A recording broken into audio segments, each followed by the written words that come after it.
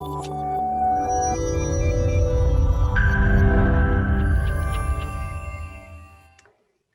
just welcoming people as you arrive, my name is Christina Weaver. I am the Associate Director at the Institute where Tanya and Frank work and where we collaborate with Leanne. And it's my pleasure today to be the moderator for what's going to be, I think, a really fascinating and inspiring session looking at a really interesting project, a 2-year project that was aimed at getting school children and educators involved with reframing the narrative around Virginia's history, and really linking it to present day challenges of racism and bias. So again, I'm Christina, and I'm going to just introduce our panelists for this session and then really hand it over to them to give about a 20-minute presentation. And just a reminder to please mute unless you're speaking. We're going to have about a 20-minute presentation and then about 10 minutes for Q&A. In our Q&A, we'd love to be, thinking about this framework of equitable collaboration that hopefully you just heard an overview of with Frank and Leanne, but also just really examining what are some of the innovations, best practices, lessons learned from this case study around integrating equity into K-12. Our panelists are Sue Perdue, who is the Chief Information Officer at Virginia Humanities, and Sue is really going to kind of frame our case study. Peter Hedlund, who is the Director of Encyclopedia Virginia, Miranda Bennet, who is a Public Engagement Manager and Assistant Editor at Virginia Humanities, and Leatrice Woods, a 4th grade teacher at Smithland Elementary School in Harrisonburg, who was really the lead of the effort and worked with Miranda and Peter to put together what is quite an inspiring story. So with that, I'll ask if anybody has any logistical issues or any questions about the format for this session. Just hold that for a moment, looking at the chat as well. Great, so I'm going to hand it over to Sue to really frame this case study, and then we'll move into the presentation.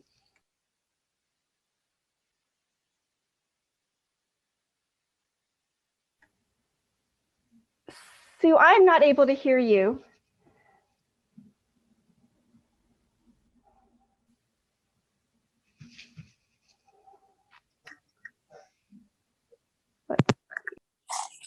Try without my headset. That's okay. Fine. Yeah. Good morning. My name is Sue Perdue, and I just want to say briefly, my colleagues and I from Virginia Humanities, something about Virginia Humanities. We are the State Humanities Council. We are headquartered in Charlottesville, and we are part of the University of Virginia, but we serve the entire state.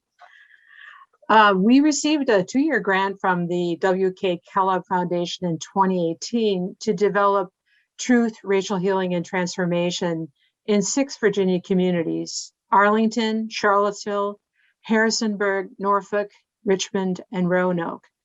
Truth, Racial Healing, and Transformation, or TRHT, is a comprehensive national and community-based process developed by Kellogg to bring about transformational and sustainable change and to address the historic and contemporary effects of racism. The work at Virginia Humanities was focused on author residencies, podcasts, teacher institutes, community grants, digital place-based storytelling, and conference workshops. The project aimed to build a replicable model for other councils and partners, a model that enabled youth in the 6 communities to tell their stories with the goal of changing the narrative about race and racism in Virginia.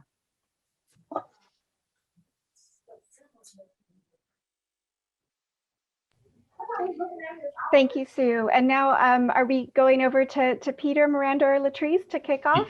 I think I'm up now, Christina. Okay. So I'm going to serve as a bridge between sort of the big picture that Sue provided that we tried to accomplish with our Kellogg support and one very specific case study. We can set up a Zoom link and he can show us what he does. Okay. Okay. And just a reminder to please mute unless you are speaking. Oh, what happened to it? Bob said actual don't match the actual budget, so he needs to withdraw. So I just need to ask you some questions. I need to ask you some Well, you gotta ask, because he the one telling you. Unfortunately, I'm not able to mute the. Well, you know what? I'll just try to plow through this. So, in June of 2018, we convened a group of K through 12 teachers from the 6 Virginia communities that Sue had mentioned here in Charlottesville at the Jefferson School African American Heritage Center.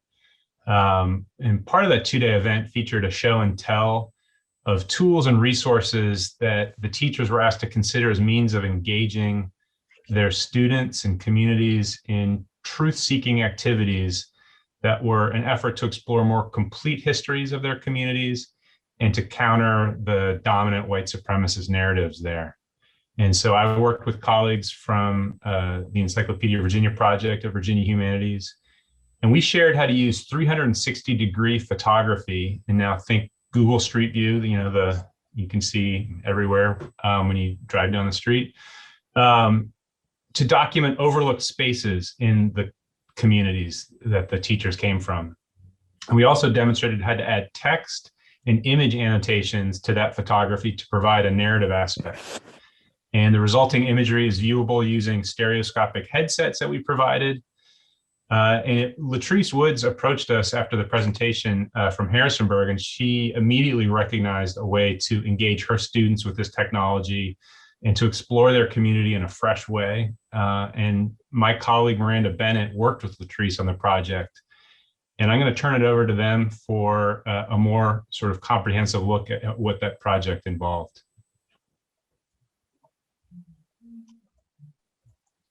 Hi, so greetings everyone. My name is Leatrice Woods, and I'm excited to share our work with you in hopes that will inspire you to dig into your own local histories and share those equitably with students and their families. So I now teach 4th grade in the dual language program at Smith and Elementary, as was introduced. And at the time of this work for this project, I actually taught 3rd grade with a focus on language arts and science. So going to the Teacher Institute that Peter just described, I was trying to think of a way to fit this work into my curriculum framework, in that I was teaching language arts and science. So what I did was I decided to create this project around a language arts focus and a focus on biographies. And I decided to start with Lucy F. Sims, who you see pictured there in the middle. I knew a little bit about the history of Lucy Sims, so I chose 4 sites that were connected to my students' lives and to her life, and decided to go with these 4 sites because they were extremely familiar with my students. They were either in their neighborhoods or they went to the Boys and Girls Club there. And so those sites were the Lucy Sims Center, which houses the Boys and Girls Club in Harrisonburg, the Ralph Sampson Park. A number of my students' birthday parties are held at that park, and Newtown Cemetery and the Dallard Newman House, which are in the northeastern neighborhood that my school serves. So Miranda will talk a little bit about the research. Yeah, so as Latrice said, we sort of honed in on these 4 sites, and we just felt like there was probably a history there to be uncovered, although neither of us really knew it. We don't have a lot of content in the encyclopedia that's specifically focused on Harrisonburg, so it requires some research of mine to figure out, what were the stories there. But there was immediately obvious that there was sort of already a layered history in that Ralph Sampson Park is actually located on the plantation where Lucy Sims was born, and that same land is then also parceled out into the Lucy F. Sims Center. So you could already see that there were going to be these historic residences. And then I just tried to focus a lot on finding images, because the kids knew these places and what they look like now, but I thought it'd be interesting for them to see a comparison between the past and present. And then I sent that research to Leatrice, who made it more approachable for her students. Yeah, so I took the research that Miranda did, and it was extremely comprehensive and awesome. And so I took that research and I made student-friendly versions of it, and then also created graphic organizers to help my kids be able to use that research and put it into a way that would help them to create these research papers.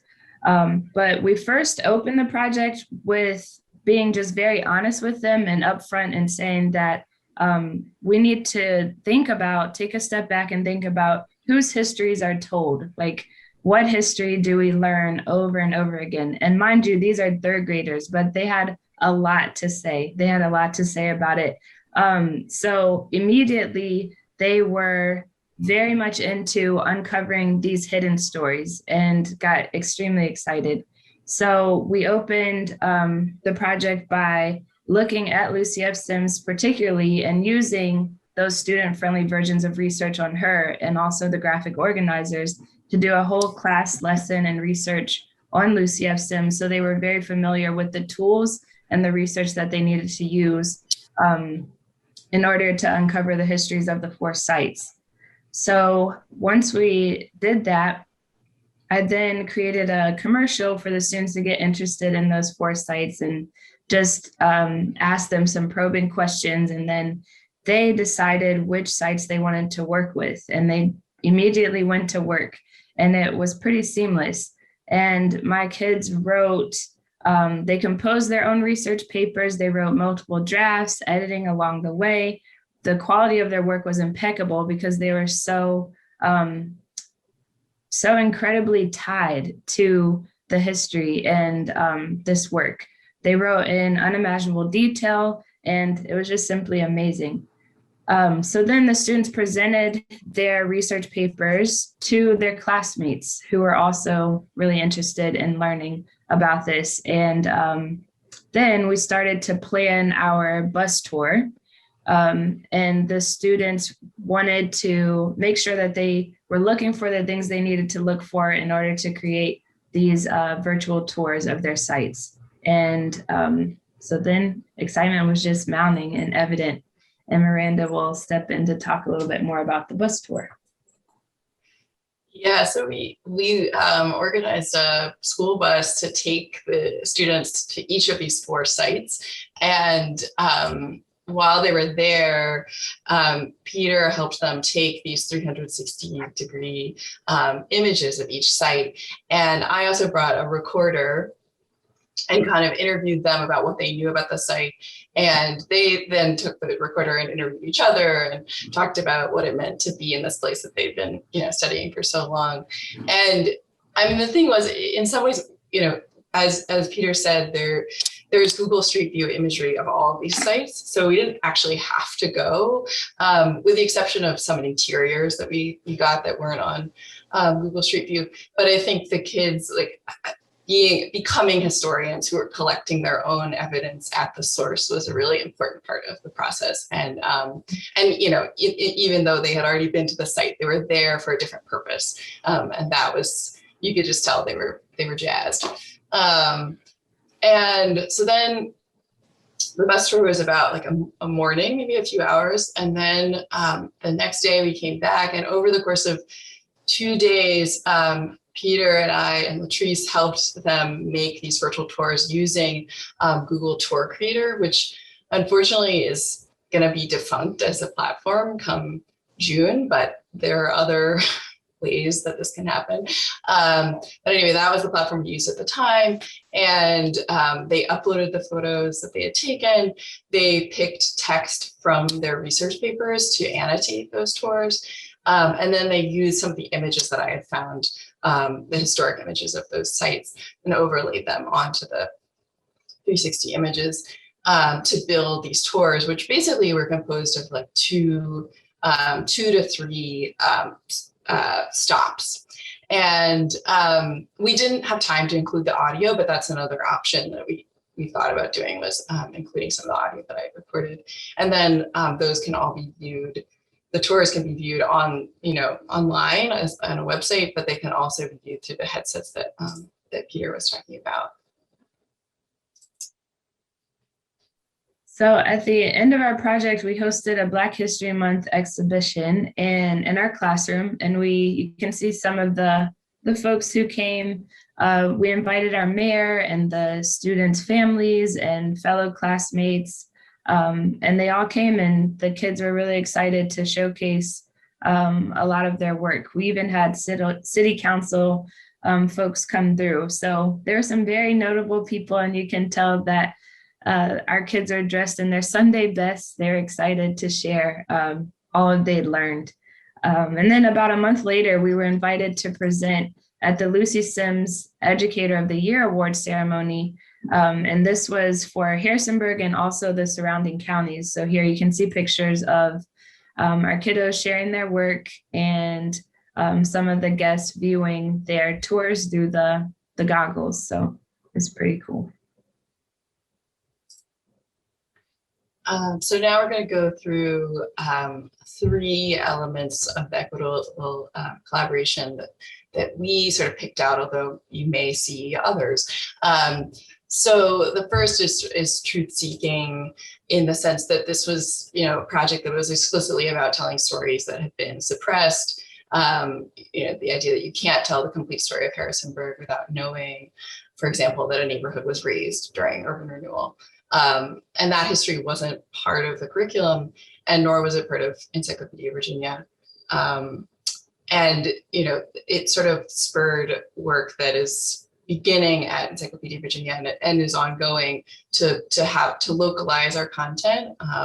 We're starting to work with genealogists, and we're updating our section of Virginia Indian content and working with Virginia's Native communities to do that. And I think, much of the sort of interest in this history for these students was that they share the same landscape as the history. And it felt like it sort of spoke to this idea that you can use an attachment to place as a way to reveal and look into dark or sort of hidden histories and hard history.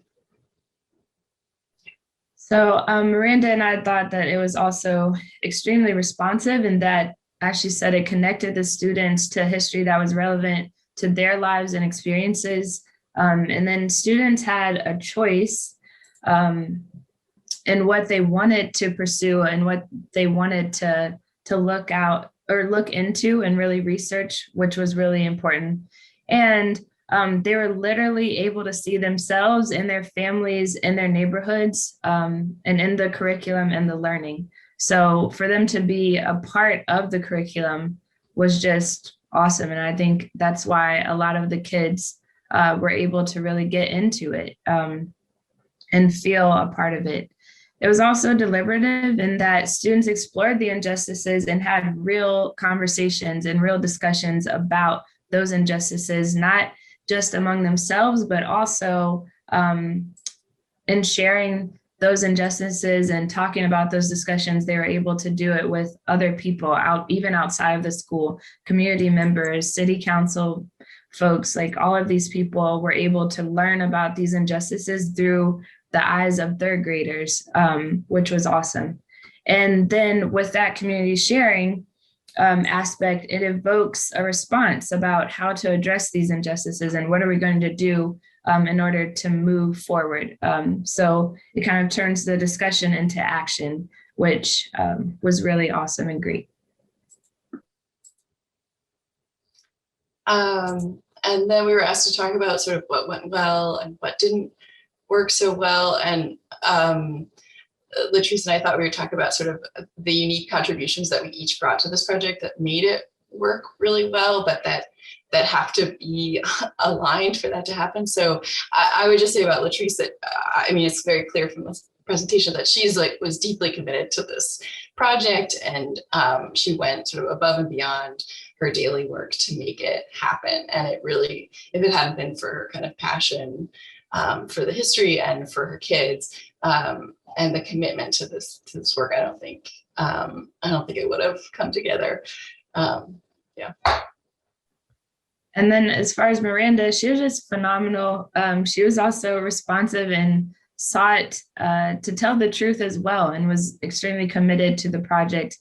She was open and willing to research and answer my questions, to work with my kids, to travel to my school several times.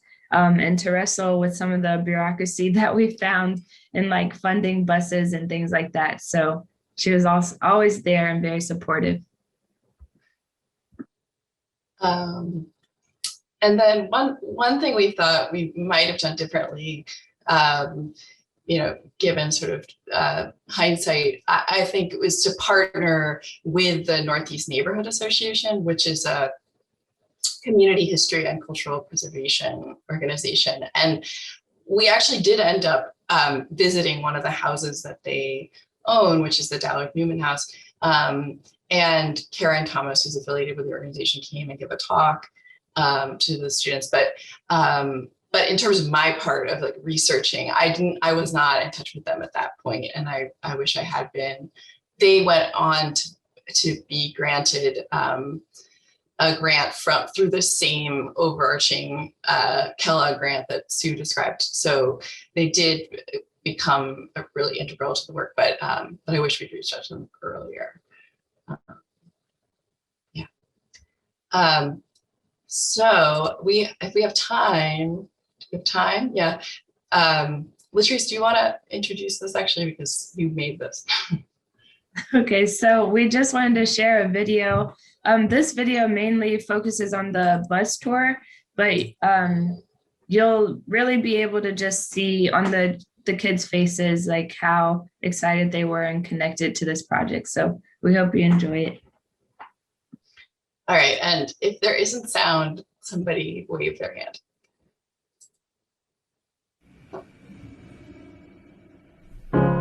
You're broken down and tired of living life on the merry-go-round, and you can't find a fighter, but I see it in you, so we gon' walk it out. Move mountains, we gon' walk it out, and move mountains. And I'll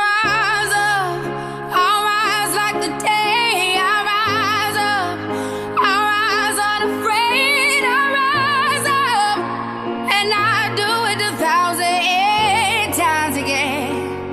And I'll rise up, I like the waves. I'll rise up, in spite of the ache. I'll rise up, and I'll do it 1,000 times again.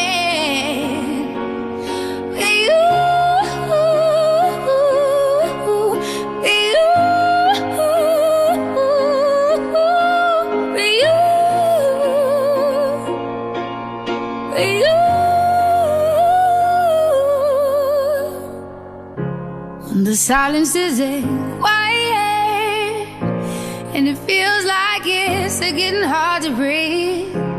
And I know you feel like dying, but I promise we'll take the world to its feet. Move mountains, bring it to its feet. Move mountains. And I'll rise up, I'll rise like the day. I'll rise unafraid. I'll rise up, and I'll do it 1,000 times again.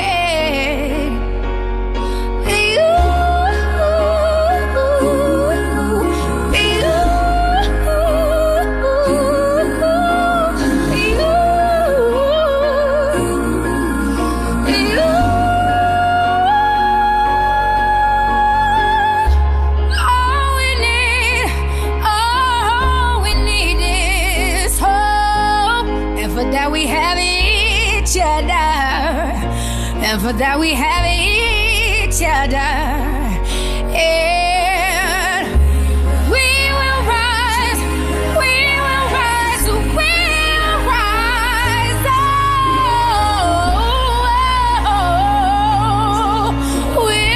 rise.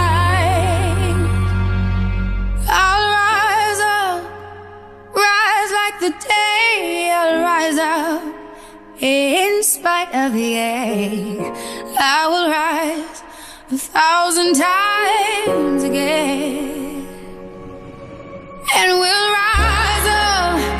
I like the waves. We'll rise up. In spite of the ache, we'll rise up. And we'll do it 1,000 times again.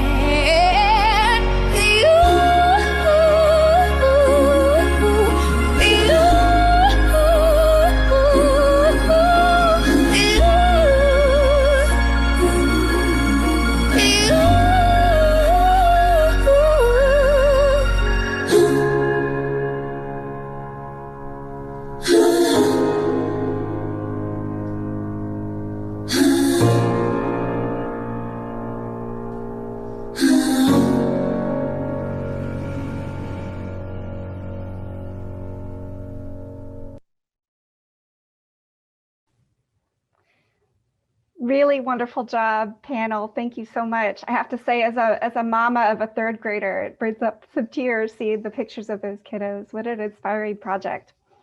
So we do have about 10 minutes for discussion, and we have some great questions coming in the chat already. Tanya asks, what's your vision for how students around the nation might engage in similar work? And perhaps especially for Leatrice, what recommendations do you have for teachers getting started? So maybe we can start with that question around teachers, and then if folks from Virginia Humanities also have thoughts about how could this work be scaled up, you know, elsewhere in Virginia or beyond, that would be great as well. Leatrice, what would you advise to teachers who wanted to do something similar with their kids? So my advice would be to just basically try really hard to research and find out people who can help you. Because like I said, without Miranda and Peter, I wouldn't have been able to, you know, accomplish this. I wouldn't have known exactly where to find the research. So maybe also thinking about the Northeast neighborhood and that association, I had no idea that it even existed. And so I think talking to people, reaching out to folks and letting them know what you're planning to do, and hopefully they will be able to point you into the right direction. And then just, I think if you're asking this question, then you have a passion for doing something like this. So staying passionate and also persistent, and just reaching out to people and letting them know, hey, this is what I want to do. And hopefully someone will have a connection to someone or something that can help you out.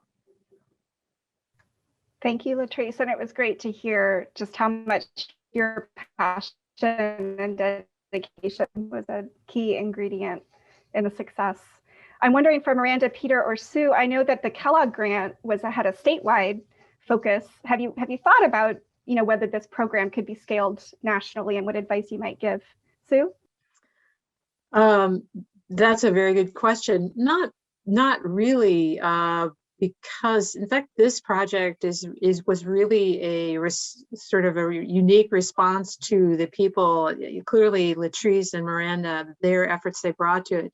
It's really hard to scale something like this. Teachers, as many of you who are teachers on this call know, they don't have a lot of time, and this took a lot of time and effort.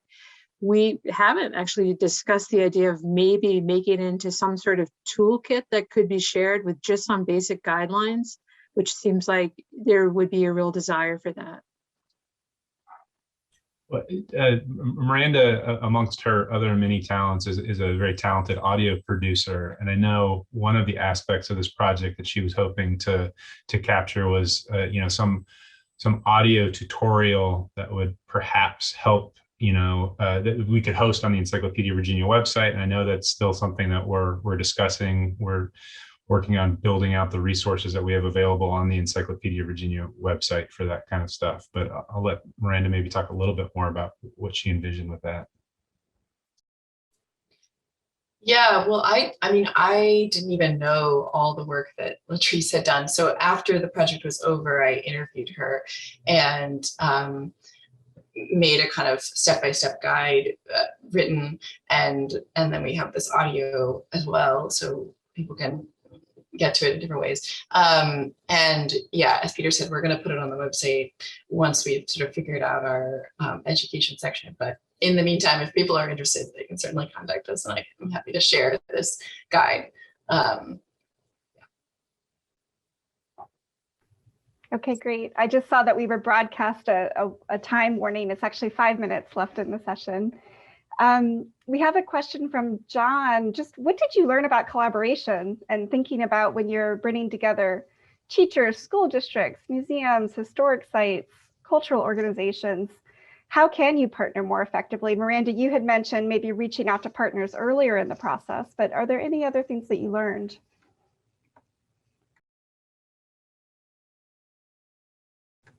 And maybe we can go to Miranda first and then Leatrice, if you have thoughts as well. Well, I was just going to say, I think it worked because Leatrice and I kind of developed a relationship over the months that we were planning it, because the timing was such that the Teacher Institute was the summer of 2018, I think. And then we were in touch for all of the fall, and then this didn't happen until like February 2019. So by then we had gotten to know each other, and I mean, I don't know, I'm speaking for myself, but really respected each other and could see the kind of enthusiasm that we each had for the project. And we had a lot of support, obviously, from our institutions too, which made it possible. But I think that relationship building was really important. Yeah, I was actually going to say the same thing, that building a relationship of trust and being able to talk to each other and kind of figure things out together, and also being patient, because it did take a really long time, some months, to pull resources together. And I was also really in touch with my principal and talking with her about what my vision was, and she was also supportive. So I think that was helpful to really be in touch with my school district and let them know what was happening, and they could help too with funding and things like that. Thank you. And speaking of patience, we'll stay with you, Leatrice, for the next question from Jennifer. Were there parents who resisted allowing their children to participate? And if so, what did you do to engage with the parents? I wouldn't say that there are parents who were like, didn't want their child to participate, but you could tell that they were hesitant and wanted to just know more about the project. So I am a teacher who's just very open and communicate quite a bit with my parents. So I did receive an email and they wanted to know more. And I was just really open about the project and my passion for it, and just kind of the background and why I felt it was important. And that seemed to ease any like resistance or stress they may have had, or angst towards the project. So thank you, Leatrice. And then we have one more question in the chat. Can you elaborate on any funding challenges like logistics and what might have helped? So Miranda, Leatrice had mentioned that you were really quite tenacious in looking into challenges like transportation. I wonder if you had to work a lot on logistics and what helped with that.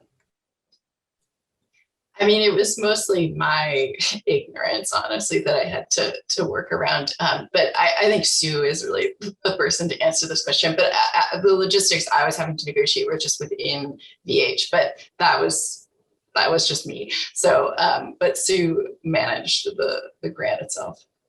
It often wasn't a question of funding so much as logistics and how to pay people to do things or to work with us within multiple school districts, and schools within those districts gets challenging. One thing I would say for this group that you might be interested to know is we are planning to hire a full-time education specialist, because we ourselves are kind of limited with our understanding, our reach to teachers will be really helped by this, by somebody who is a teacher or has a background in education, to serve as that sort of a go-between between our teachers. And there are folks on this who are attending today who were some of the teachers who came to our summer institute. So we've built some really important relationships that are ongoing for us now. Thank you, Sue. Well, we just are in our final seconds. I really want to thank everybody for coming. It was awesome to see more than 50 people participate to learn about this really inspiring project.